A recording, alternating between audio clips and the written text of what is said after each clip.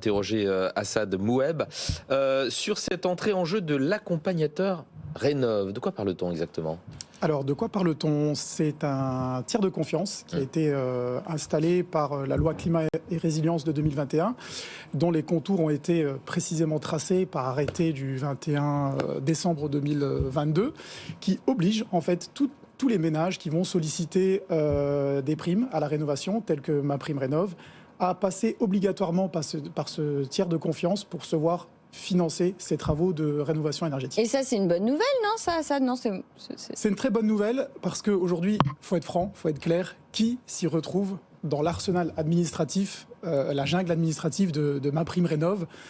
Peu de monde, pour ne pas dire personne. Et cet accompagnateur-là, il va être là pour vous aider pour dénicher toutes les aides qu'il pourrait y avoir et faire en sorte que vos travaux vous coûtent rien pour les ménages les plus modestes, voire presque rien pour les ménages intermédiaires.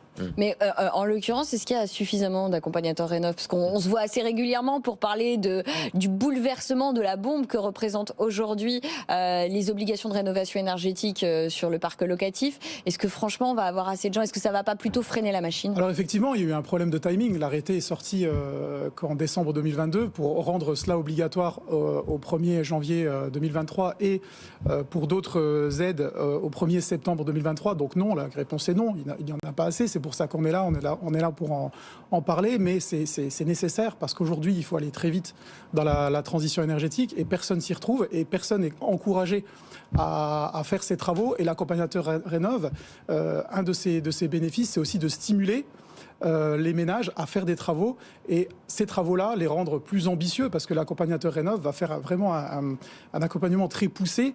Ça va aller de l'arsenal administratif, à savoir trouver les aides, monter les dossiers, mais aussi technique, c'est-à-dire élaborer toutes les solutions techniques, thermiques pour avoir un bâtiment le plus neutre en carbone possible et le moins énergivore possible, mais ensuite assurer le suivi derrière des travaux. Et ça, c'est très important.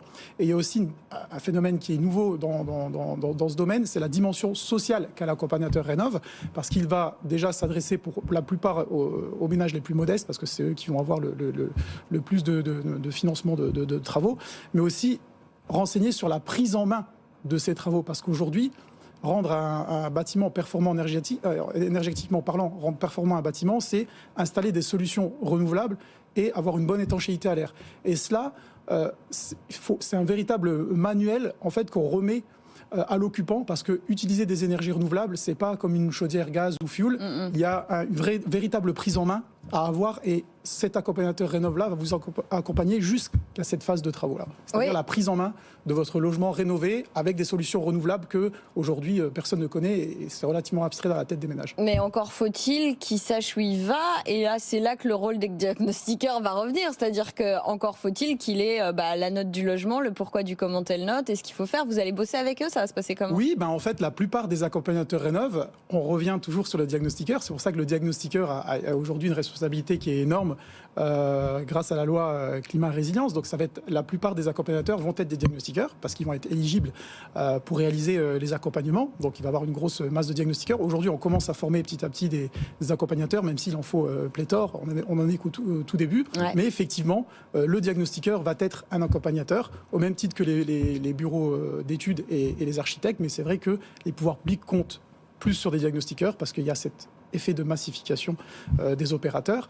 Et ça demande effectivement une formation, mais c'est pas tout à fait terminé. Il ne suffit pas d'être diagnostiqueur et auditeur énergétique pour être accompagnateur, encore qu'il faut déposer un dossier à l'Agence nationale de l'habitat, l'ANA. C'est elle qui va référencer l'ensemble des accompagnateurs Rénov'. Et bien sûr, c'est soumis à des pièces comme le diplôme, votre certification DPE.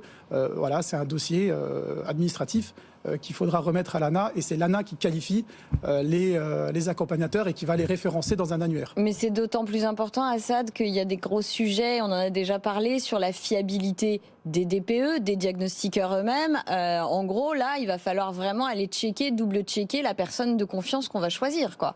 Tout à fait. Donc l'ANA va faire en partie ce travail d'agrément, d'accréditation, entre guillemets, de qualification des... Est-ce qu'il y aura une qualification unique hein, parce que pour les diagnostiqueurs, c'est une qualification d'accompagnateur. C'est une qualification d'accompagnateur Rénov', c'est l'ANA qui va l'attribuer, et l'ANA va recenser un certain nombre de pièces, dont les diplômes, les qualifications et surtout les assurances, parce que si vous n'êtes pas assuré, vous ne pourrez pas exercer ce métier d'accompagnateur Rénov', et c'est l'ANA qui va être en charge de clarifier, de vérifier tout ça. Et effectivement, il faudra beaucoup de ressources à l'ANA pour contrecarrer toutes les dérives qui pourraient y avoir. Au même titre que les ménages, il va falloir être très prudent sur le choix de son accompagnateur. Mais justement, très concrètement, là, pour donner un bon conseil à nos auditeurs, comment je fais pour être sûr que l'accompagnateur, qui sera peut-être aussi mon diagnostiqueur, est le Déjà, bon, en fait? Comment je le trouve? Dans les espaces ça coûte aussi? Les espaces info-énergie vont orienter vers l'accompagnateur Rénov' de votre secteur géographique, de votre région. Donc ça, c'est déjà la première chose. Et va vous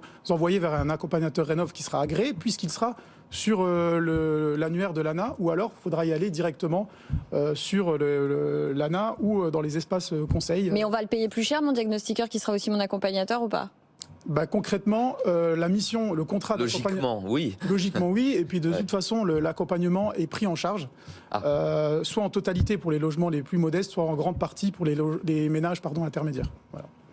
Assad Mouhem, merci beaucoup pour toutes ces précisions sur l'accompagnateur Rénov', et merci à vous Marie, très bon week-end à vous deux, merci d'avoir été nos invités aujourd'hui dans La Vie IMO. Si vous voulez revivre cette émission, les meilleurs passages aussi de cette émission, bien entendu il y a le site BFM Business pour revoir tout cela en